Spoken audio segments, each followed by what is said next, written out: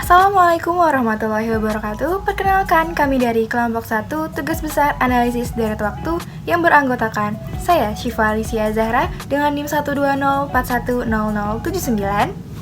Nama saya Yana Jen dengan NIM 120410023 dari Sains Aktuaria Angkatan 2020. Nama saya Riayin Safitri, NIM 119410019.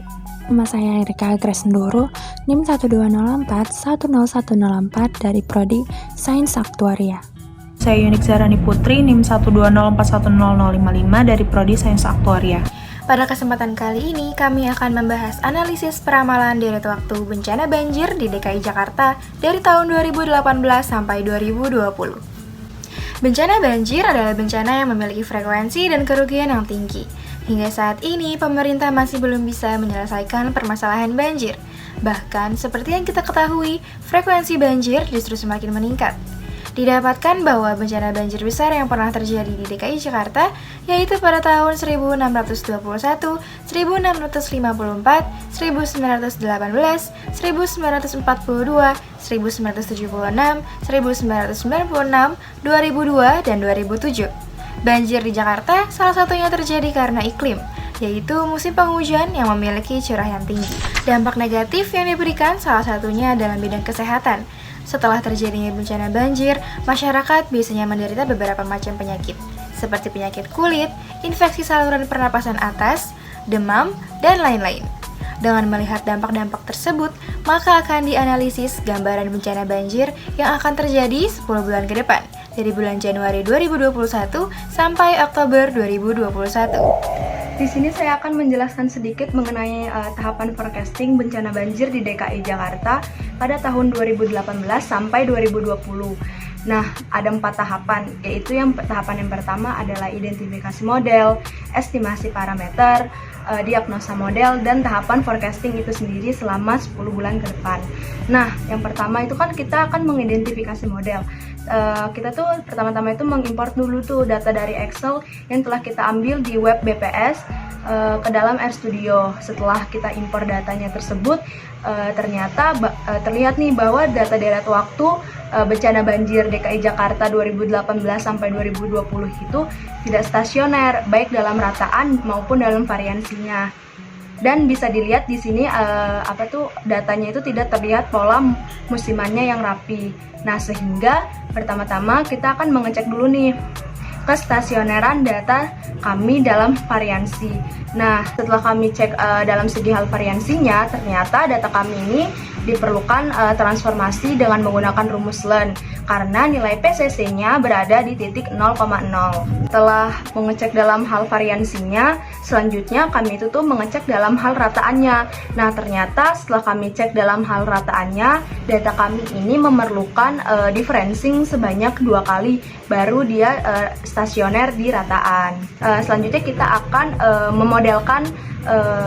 menentukan model ARIMA apa yang mungkin pada model ini. Nah, ternyata pada data kami ini nih, dilihat dari ACF dan PACF-nya ini, kami mendapatkan dugaan model yang mungkin itu sebanyak 5 model, yaitu pada ARI 12, ARI 92, AIMA 21, ARIMA 121, dan juga ARIMA 921.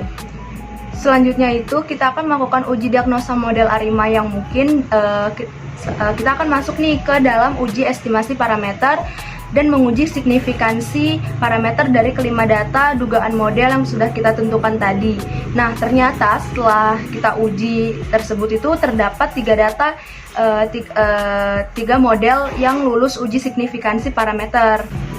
Selanjutnya itu kita akan menguji diagnosa residual dari ketiga model yang sudah lulus uji signifikansi.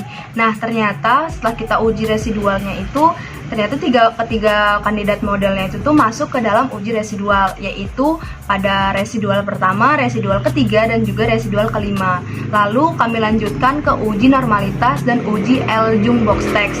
Nah, pada uji normalitas itu diperoleh kesimpulan dengan menggunakan alfanya itu 5%, didapatkan kesimpulan bahwa residual itu tidak menyebar secara normal dikarenakan p-value-nya itu lebih kecil daripada alfa. Sedangkan pada uji L-Jung box text diperoleh kesimpulan bahwa masih tidak terdapat penyaringan. Berarti sampai sekarang itu tuh yang masih menjadi kandidat seimbang yaitu pada ARI 12, ARI 5 21 dan juga ARI 9 21. Nah, selanjutnya itu akan dipilih model terbaik menggunakan MAPE, yaitu Mean Absolute Percentage Error. Nah, dari MAPE dari model kami itu tuh diperoleh MAPE terkecilnya itu ada di Duga 5, yaitu pada ARI 9 21. Baiklah, sekarang kita masuk ke tahap prediksi atau tahap ramalan. Nah, berdasarkan tahap identifikasi, estimasi, dan diagnosa model yang telah dilakukan, maka didapatkan bahwa model yang terbaik adalah model ARIMA 921. Nah, setelah mendapatkan model terbaik ini, maka akan dilakukan peramalan terhadap banyaknya banjir di wilayah Jakarta selama 10 periode ke depan, yaitu pada bulan Januari 2021 hingga Oktober 2021. Nah, untuk forecasting sebenarnya, maka sebelumnya akan dilakukan anti-transformasi berdasarkan forecasting yang dilakukan untuk ARIMA 921, karena pada tahap sebelumnya, yaitu tahap identifikasi, telah dilakukan transformasi box job. Nah, untuk hasil ramalan yang sebenarnya, didapatkan bahwa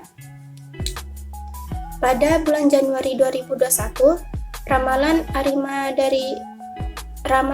ARIMA 921 ini adalah 24,88, pada bulan Februari yaitu 26,70, Maret yaitu 22,086, pada April yaitu 10,75, pada bulan Mei yaitu 5,70, pada bulan Juni yaitu 10,93, pada bulan Juli yaitu 9,11, pada bulan Agustus yaitu 16,25, pada bulan September yaitu 13,81, dan yang terakhir yaitu pada bulan Oktober 11,16. Nah, dari hasil ramalan ARIMA 921 ini diketahui bahwa banyaknya banjir terbanyak yaitu pada bulan Februari, yaitu diperkirakan sebanyak 27 kelurahan yang akan mengalami banjir, dan disusul oleh Januari sebanyak 25 kelurahan yang terjadi banjir. Nah, pada bagian ini saya akan menjelaskan analisis korelasi. Analisis korelasi dibutuhkan untuk mengetahui hubungan antara curah hujan dan banyaknya frekuensi hujan dengan banjir di Jakarta. Hasil dari analisis korelasi tersebut memiliki dua gambar, yaitu gambar pertama merupakan korelasi antara curah hujan dengan banjir Jakarta, dan gambar kedua merupakan korelasi antara banyaknya hari hujan dengan banjir Jakarta. Nah, untuk gambar pertama, korelasi antara curah hujan dengan banjir Jakarta, kita memiliki koefisien korelasi sebesar 0,7831391, yang dimana berdasarkan hasil tersebut, tabel klasifikasinya memiliki hubungan yang sangat kuat, sehingga diperoleh kesimpulan bahwa curah hujan dengan banjir Jakarta memiliki korelasi yang sangat kuat, dan juga koefisien korelasi menunjukkan tanda positif, yang dimana artinya adalah semakin besar curah hujan yang terjadi, maka semakin banyak banjir di Jakarta, ataupun sebaliknya. Nah, untuk gambar kedua yang merupakan korelasi antara banyaknya hari hujan dengan banjir Jakarta, kita memiliki koefisien korelasi sebesar 0,5201718. Nah, berdasarkan tabel klasifikasinya, besar hubungan yang diperoleh dari hubungan antara banyaknya hari hujan dengan banyaknya banjir adalah sedang. Dan koefisien korelasi juga menunjukkan tanda positif, yang dimana artinya bahwa semakin banyaknya hari hujan, maka semakin banyak banjir yang terjadi. Begitu juga sebaliknya. Dugaan model plot ACF dan PACF adalah ARI 1,2, ARI 9,2, IMA 2,1, ARIMA 1,2,1, dan ARIMA 9,2,1. Lalu kelima dugaan model tersebut yang memiliki hasil signifikansi parameter hanya 3, yaitu ARI 1,2, IMA 2,1, dan ARIMA 9,2,1. Lalu ketiga dugaan model tersebut dibawa ke tahap diagnosa model, dan pada saat uji normalitas ARIMA 9,2,1 menyebar secara normal dan memiliki nilai MAP terkecil. Oleh karena itu, model ARIMA 9,2,1 merupakan model yang terbaik dalam peramalan banjir di Jakarta. Berdasarkan analisis tersebut, pada periode Januari hingga Oktober 2021, banjir di Jakarta terbanyak terjadi pada bulan Februari, yaitu sebanyak 27 kelurahan, dan pada bulan Januari sebanyak 25 kelurahan.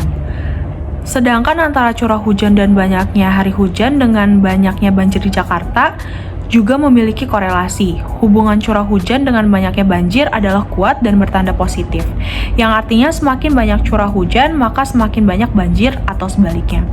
Selain itu, hubungan banyaknya hari hujan dengan banyaknya banjir memiliki hubungan yang sedang, namun bertanda positif, yang artinya semakin sering frekuensi hari hujan, maka semakin banyak banjir atau sebaliknya.